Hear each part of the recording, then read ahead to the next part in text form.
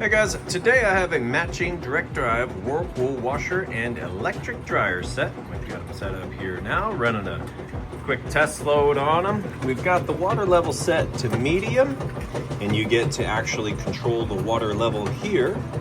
We've got several wash temperature options, and I've got it set to where it's going to actuate both the hot and cold valve. Make sure both are flowing nice and fast. And then you've got some extra rinse options. I've got everything just set to off, but you could do some extra rinses here if you wanted. And then fabric select. So this is going to control how fast it agitates. If you can hear it agitating nice and fast right now, that makes it go slower. I just have it set to full blast right now. And we're just doing a normal cycle here.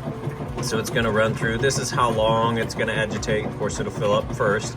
And you can see, like I said, I've only got it set to medium on a pretty heavy towel load.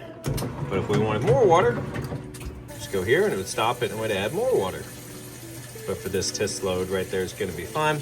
And then right here is where the extra rinse would kick in if you wanted it to do an extra rinse. So I'm going to show you. You can hear that it's agitating. You see the lid switch works. Then once it's all done agitating, you'll get to hear that the drain works properly, and then it's got a nice, fast, smooth final spin cycle. Then we'll take those clothes out and put them in the dryer, and I'm going to show you that the dryer's working perfectly. All right, it's coming out of the wash cycle now. It's about to kick that drain on. You can hear it running that drain back there nice and fast. Now once it drains all the water out, it's going to spin to extract the used up water, and then it's going to fill all the way back up, agitate with the fresh water for the rinse cycle. Then it's going to be on the final spin, which is what we'll come back for next. Now for the hookup of your washer, you might consider a set of steel braided hoses like this pack here. I've got a link to both of these in the description. If you have trouble finding it, you can just click that. Also supports the channel, so we really appreciate that. But you can see here you've got blue for cold water, red, so it's easy to keep them apart.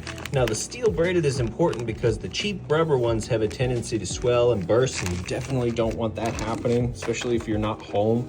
And then a surge protector, there's many different styles, and I got a couple linked in the description. I kind of like this one because I'm always plugging other things in, but you can also get dedicated ones. You just want to make sure that it's 900 joules or higher, and that's going to protect your washing machine and the electronics on it. This one also has I believe that's a 4-foot cable on it too. So something like that to protect the electronics on it, super important. And this pretty much covers the washer. Okay, now we're on to the final spin cycle. It's been spinning for a little bit, and as you can see, nice smooth operation. Sounds great. Now I'm going to lift the lid up. It is going to kick in the lid switch and shut it down, but you will be able to see that it's spinning nice and fast before it shuts it all down. Here we go. There you go. Okay, so we'll let that finish up, and then we'll move over to the dryer next. All right, now when talking about hooking up the dryer, a couple of things you're gonna need. You're gonna need to find out what type of power cord you're gonna need. These are all considered accessories, and they do not come with a new dryer or a used dryer typically. This is a 3-prong power cord. It's like that there, has 3 hookups for the back, and it's 30 amp. You wanna make sure you don't get a 50 amp that has a straight one here. That's for a stove. You want to make sure you get the right one for a dryer. And I've got these linked in the listing description also for you there.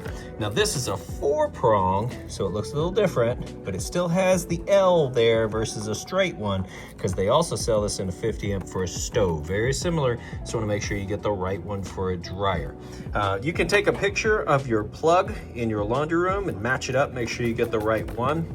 This goes on the back of the dryer, and then it extends out to wherever your wall hookup is. Super important to make sure you get one. It's easy to use. A lot of them have a flathead screwdriver on it to tighten it down. I like these wings here. You could just do it by hand. It's so much easier because every 3 or 4 months you're going to want to take this off and clean it out, so this makes it a lot easier to do.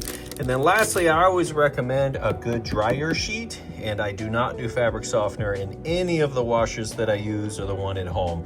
Fabric softener is like putting glue in your machine. Eventually it gums everything up. Use 2 or 3 of these and you get the same softness effect on your clothes, but it doesn't mess anything up. So that's kind of the essentials there for your dryer. All right, now we've got the washer cleared out. It's good to go.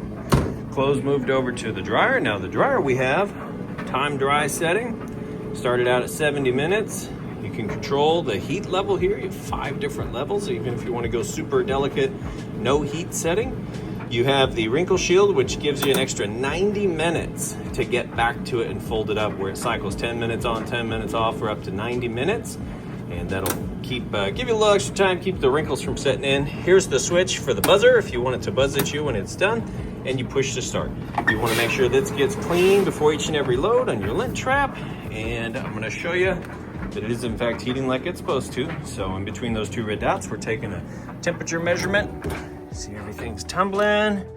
Nice bright clean on the inside, super hot coming out of the heating element tube. It's gonna warm the inside of your dryer up.